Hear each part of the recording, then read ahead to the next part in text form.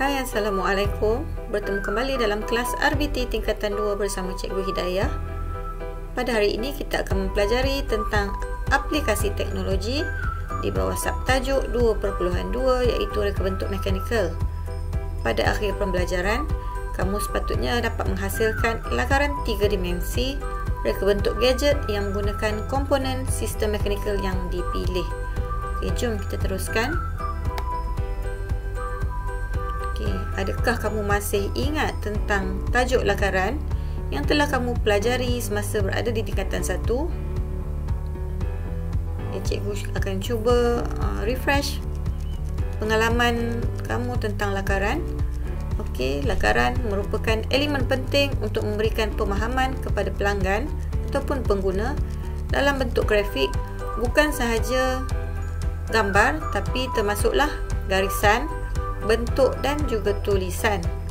Okey, melalui lakaran, segala idea yang kamu ada dapat divisualkan dan komunikasi menjadi lebih berkesan daripada penggunaan perkataan. Okey, sebagai pereka, setiap daripada kita ni mempunyai gaya yang tersendiri dalam melakar. Tetapi kita perlu mengikut keperluan dan kesesuaian, menjadikan lakaran kita mudah difahami dan memberi maklumat yang dikehendaki supaya tidak menimbulkan kekeliruan ataupun salah tafsiran terhadap lakaran tersebut. Okey, lakaran tidak semestinya mempunyai ukuran sebenar memadai. Lakaran yang menunjukkan objek dalam bentuk 2 dimensi dan 3 dimensi. Okey, jelas ya? Okey, apakah yang dimaksudkan dengan lakaran 2 dimensi? Okey, lakaran 2 dimensi menunjukkan sama ada pandangan hadapan, pandangan sisi ataupun pandangan atas. Okey, pandangan dilakar bergantung pada butiran yang hendak ditunjukkan. Okey, biasanya pandangan 2 dimensi ni dia hanya melibatkan panjang dan lebar sahaja. Okey, seterusnya lakaran 3 dimensi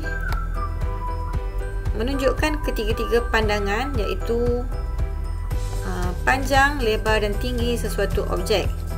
Butiran dan ketiga-tiga pandangan ditunjukkan sekaligus.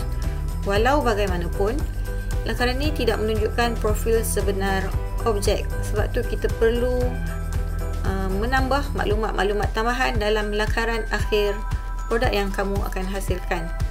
Okey, ini yang akan kita cuba capai pada hari ini. Okey, apakah proses reka bentuk? Proses reka bentuk bermula dengan beberapa lakaran. Setelah pereka bentuk mengenal pasti inovasi yang dibuat ke atas produk yang dipilih. Okay, inovasi bermaksud berlaku penambahbaikan ataupun pengubahsuaian terhadap komponen tertentu. Okay. Di sini adalah rajah yang menunjukkan lakaran dengan pelbagai sudut pandangan.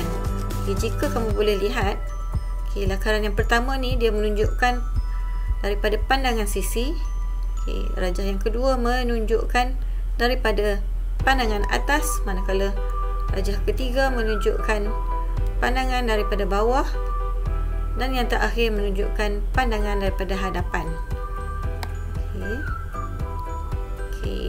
Langkah yang kedua, proses yang kedua ialah apabila idea kemudiannya berkembang untuk memenuhi kehendak dan citarasa pengguna. Semasa menghasilkan lakaran perkembangan idea ni, elemen dan prinsip reka bentuk diambil kira dengan mengekalkan fungsi gadget. Okey, mari kita lihat. Okey, ini merupakan lakaran perkembangan idea bagi satu komponen yang dipilih. Okey, kamu boleh lihat anak panah dilukis bermula daripada lakaran awal menjadi aliran sehingga kepada anak panah yang terakhir menunjukkan lakaran akhir reka bentuk.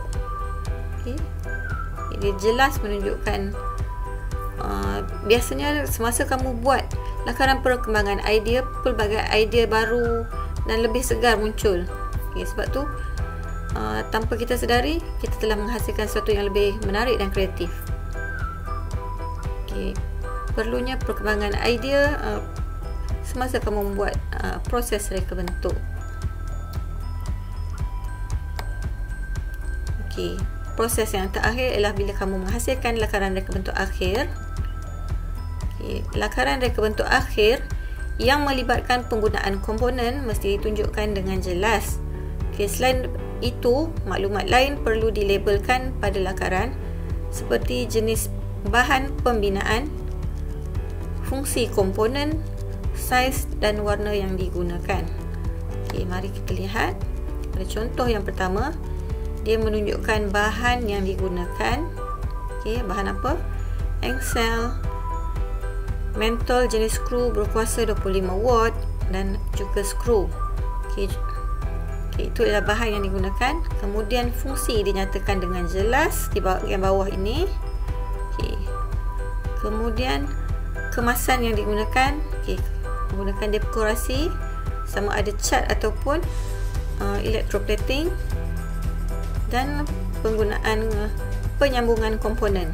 Okey, kamu lihat komponen ini disambungkan ke dinding, dicantumkan ke dinding menggunakan skru. Okey, contoh yang kedua. Okay, bukan contoh yang kedua lagi. Ini merupakan perincian tentang komponen bergerak, ditunjukkan dengan jelas melalui penggunaan anak panah ini. Okey. Okay, kamu nampak penggunaan anak panah ini, dia menunjukkan ia boleh digerakkan ke kiri dan ke kanan. Okay, pergerakan juga ditunjukkan dengan garisan putus-putus pada bahagian kanan. Okey. Seterusnya contoh yang kedua. Okey. Contoh ni cikgu ambil dalam buku teks kamu. Okay, daripada idea 1 terdapat pada sebuah basikal. Okey, lampu pada sebuah basikal telah dikembangkan menjadi idea 2. Okey, idea 2 ni menggunakan inovasi daripada idea 1 juga. Okey, dikekalkan fungsi untuk memberi kecerahan kepada pengguna, tetapi rupa bentuk telah diubah suai seperti torchlight. Okey, kamu nampak seperti pemegang torchlight, dan kecerahan lampu turut ditukar daripada mentol biasa ditukar kepada penggunaan LED untuk memberi kecerahan yang lebih kuat. Okey, kamu boleh lihat idea 3 telah diinovasi daripada idea 2. Kamu boleh lihat pemegang lampu telah dikecilkan saiznya kepada diameter 30 mm sahaja, kerana penggunaan lampu LED itu telah memberi kecerahan yang mencukupi kepada pengguna. Selain daripada itu, pemegang lampu menggunakan komponen pautan. Okey. Seterusnya, pengunci pemegang lampu menggunakan komponen tuas, dan gelongsor digunakan untuk memudahkan pengguna menanggalkan lampu tersebut supaya boleh dibawa ke mana-mana dan boleh dipasang semula apabila hendak menggunakan basikal. Okey, secara keseluruhan lampu tersebut menggunakan bahan plastik, dinyatakan dengan jelas dekat sini. Okey, ukuran juga dinyatakan dengan jelas bagi menunjukkan panjang dan lebar dan tinggi objek. Okey. Okey, ini semua dinyatakan dengan jelas dalam lakaran akhir reka bentuk. Okey, bagi memantapkan pemahaman kamu tentang tajuk ini, mari kita jawab beberapa soalan dalam kriteria kejayaan. Okey, adakah kamu dapat menghasilkan lakaran reka bentuk gadget yang menggunakan komponen sistem mekanikal yang dipilih? Okey, namakan bahagian yang bertanda A, B dan C pada sistem mekanikal ini. Okey, dapat dilihat dengan jelas ini merupakan sistem mekanikal yang menggunakan takal dan tali sawat. Okey, cikgu bagi hint dekat sini. Okey, bahagian yang disambungkan kepada punca kuasa seperti motor elektrik, dia ialah takal yang menjalankan fungsi apabila switch ditekan. Okey, sekiranya kita meletakkan motor elektrik tersebut di bahagian A, kita boleh namakan A sebagai takal pemacu, manakala B pula ialah tali sawat dan C ialah takal dipacu. Okey, jelas Soalan yang kedua, dapatkah kamu nyatakan dua komponen mekanikal yang terdapat pada produk ini? Okey, seperti tadi, kita pun jelas tentang penggunaan takal dan tali sawat pada produk mekanikal ini.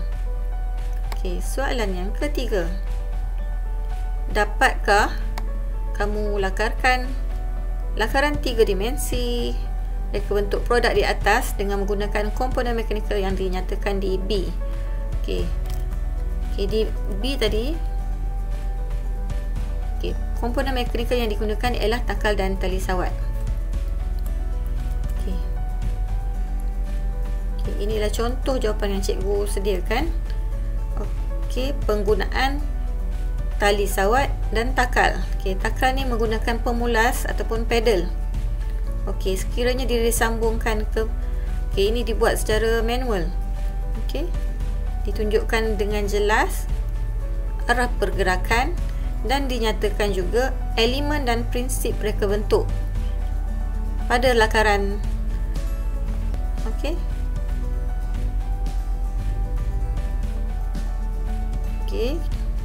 kita jawab soalan yang terakhir.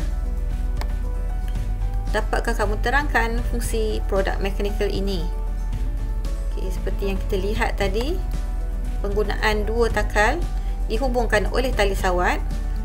Apabila motor dihidupkan, takal pemacu akan berputar dan seterusnya menggerakkan takal dipacu. Okey, ini sahaja penerangan yang ringkas dan jelas tentang produk mekanikal ini.